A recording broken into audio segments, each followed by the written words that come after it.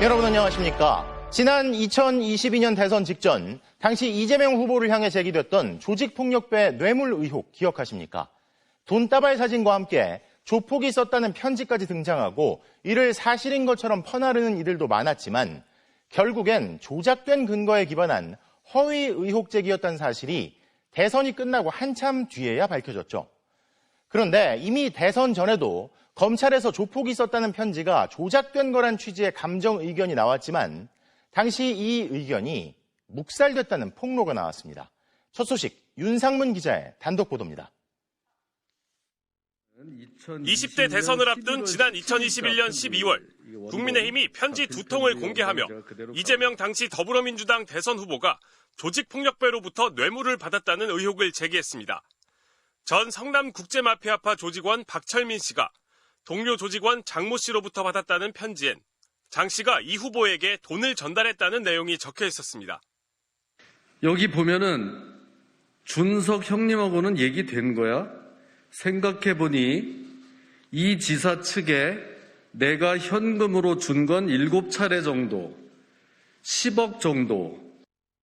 그러자 일주일 뒤 사건을 맡은 수원지검이 대검찰청 법과학분석과에 편지 감정을 의뢰했습니다. 장 씨가 쓴 편지가 맞는지 확인하기 위해서였습니다. 법과학분석과의 결론은 70일이 지나서야 나왔습니다. 감정관 모두의 공통된 의견을 도출하지 못하였다는 애매한 결과였습니다. 장 씨가 쓴 편지인지 아닌지 감정관들의 의견이 일치하지 않았다는 겁니다. 그런데 최근 이 편지 감정을 담당했던 주임 문서감정관이 자신의 감정 의견이 묵살됐다고 선임 문서감정관과 법과학분석과장을 신고한 것으로 확인됐습니다.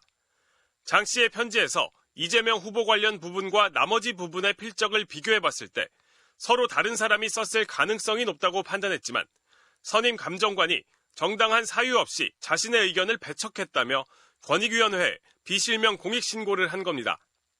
주임 감정관의 의견에 대해서 어떤 명백한 오류가 있거나 아니면 객관적인 정확한 증거가 있어야 그거에 대해서 수정을 요청을 하는데 그냥 단지 좀 아닌 것 같은데 라고 하면서 당시 감정서의 내용을 확인해보면 이응, 치읓, 지읒, 시옷, 미음의 운필 방법, 이응의 시작과 끝 등 한글 자모의 형태가 다르고 느낌표의 시작과 끝, 모양도 다르다는 등 차이점만 10여 개가 적시돼 있었습니다.